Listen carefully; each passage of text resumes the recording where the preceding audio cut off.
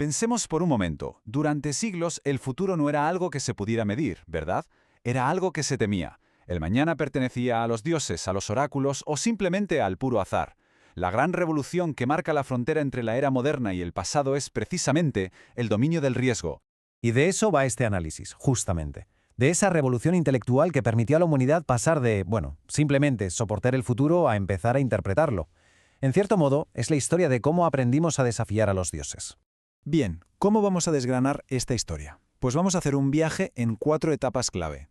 Empezaremos viendo cómo era un futuro regido por los dioses, luego el gran desafío que supuso el Renacimiento, cómo aprendimos a medir la ignorancia y, finalmente, qué significa la libertad que tenemos ante lo desconocido.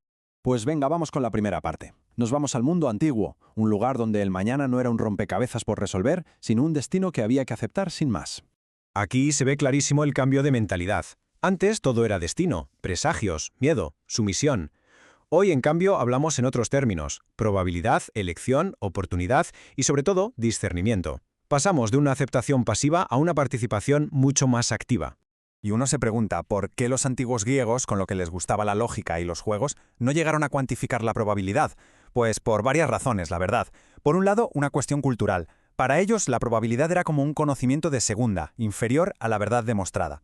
Además, su sistema numérico era un lío, muy poco práctico para cálculos complejos. Y claro, el futuro era cosa de oráculos y portentos, no de análisis matemáticos.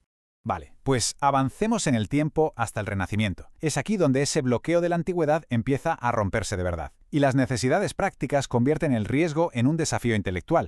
Fijaos en la secuencia. Hacia el 1200 llegan a Occidente los números indoarábigos, que lo cambian todo. De repente, se pueden hacer cálculos complejos. Luego, entre los siglos XV y XVII, el mundo se expande, el comercio, la navegación, la contabilidad, y de pronto, en 1654, el problema de un jugador de apuestas lo cambia todo.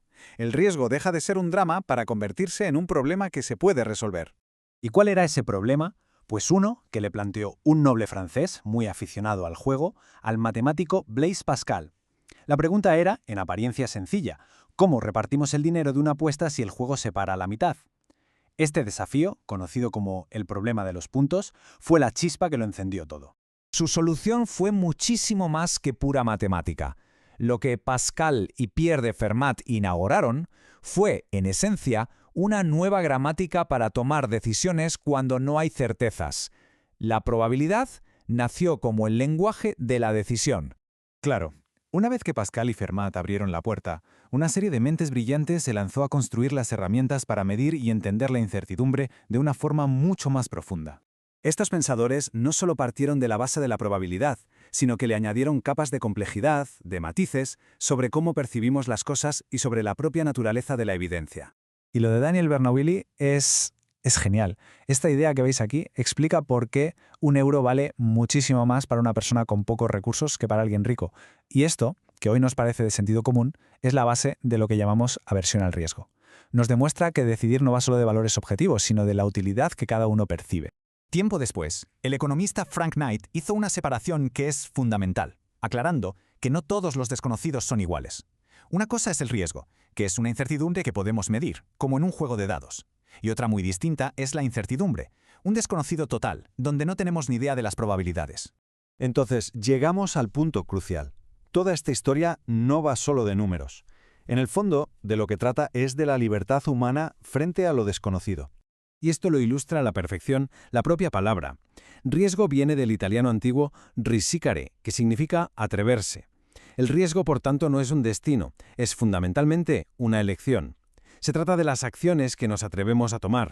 Después de tantos siglos desarrollando herramientas tan sofisticadas, la pregunta es casi obligada, ¿no?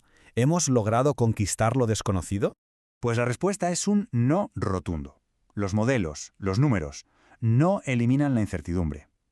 Lo que sí hacen es reemplazar la antigua sumisión por el discernimiento.